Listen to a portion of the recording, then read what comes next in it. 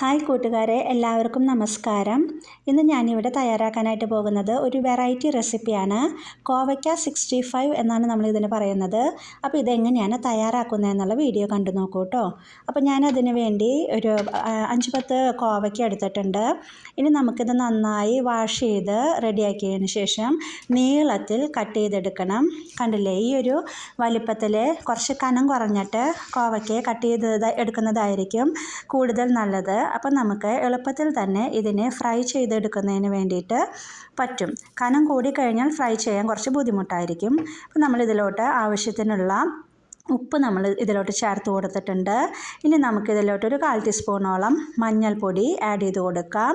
അതുപോലെ തന്നെ നമുക്ക് മുളക് പൊടി 1 ടീസ്പൂണോളം മുളക് പൊടിയും ചേർത്ത് കൊടുക്കാം. പിന്നെ നമുക്ക് മറ്റ് പൊടികളായിട്ടുള്ള അരിപ്പൊടി 1 ടീസ്പൂണും അതുപോലെ തന്നെ കടലമാവ് ഒരു 2 ടീസ്പൂണാണ് ടേബിൾ സ്പൂണാണ് ഞാനിതിലോട്ട് ആഡ് ചെയ്ത് കൊടുക്കുന്നത്. ഇനി ഇതെല്ലാം ആഡ് ചെയ്ത് കൊടുത്തതിന് ശേഷം നമുക്ക് ഇതിലോട്ട് അല്പം വെള്ളം ഒഴിച്ചു കൊടുത്തതിന് ശേഷം നന്നായി ഒന്ന് യോജിപ്പിച്ചെടുക്കാം.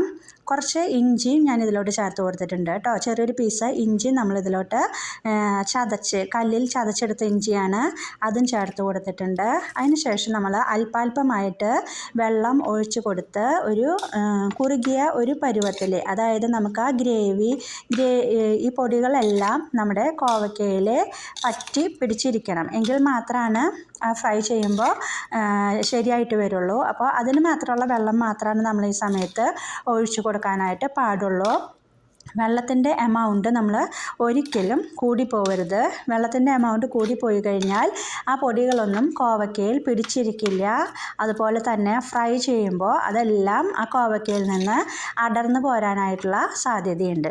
അപ്പോൾ ആ കാര്യം നിങ്ങൾ പ്രത്യേകം ഒന്ന് ശ്രദ്ധിക്കണം. ഇപ്പോൾ എല്ലാം നമ്മൾ നന്നായി ഒന്ന് മിക്സ് ചെയ്ത് വെച്ച് കൊടുത്തിട്ടുണ്ട്.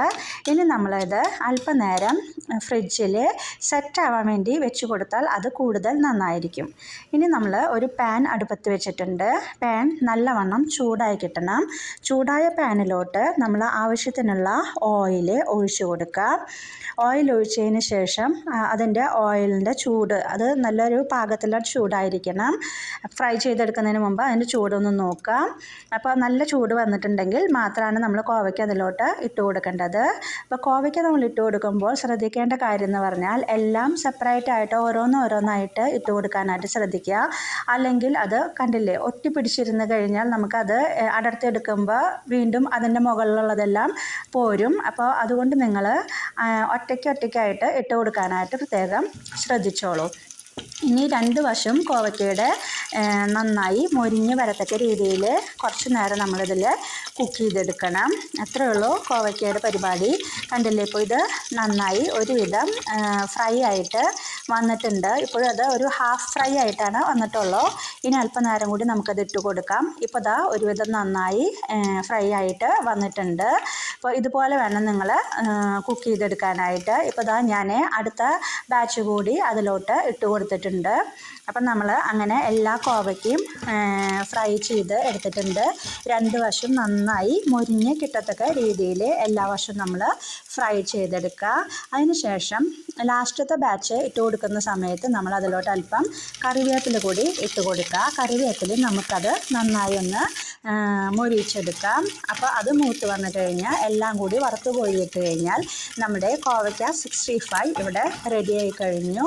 ഇത് വളരെ ടേസ്റ്റുള്ളതാണ്. നമുക്ക് ചോറിൻ്റെ കൂടെ സൈഡായിട്ടും ചായയ്ക്കും ഒക്കെ കഴിക്കാൻ പറ്റുന്ന നല്ല ടേസ്റ്റുള്ള ഒരു കോവയ്ക്ക 65 ഇവിടെ റെഡിയായി. അപ്പോൾ നിങ്ങളെല്ലാവരും തന്നെ ഇത് ട്രൈ ചെയ്ത് അഭിപ്രായം പറയാനായിട്ട് മറക്കരുത്. അപ്പോൾ നമുക്ക് വീണ്ടും കാണുന്നത് വരേക്കും നിങ്ങൾക്കെല്ലാവർക്കും നന്ദി, നമസ്കാരം.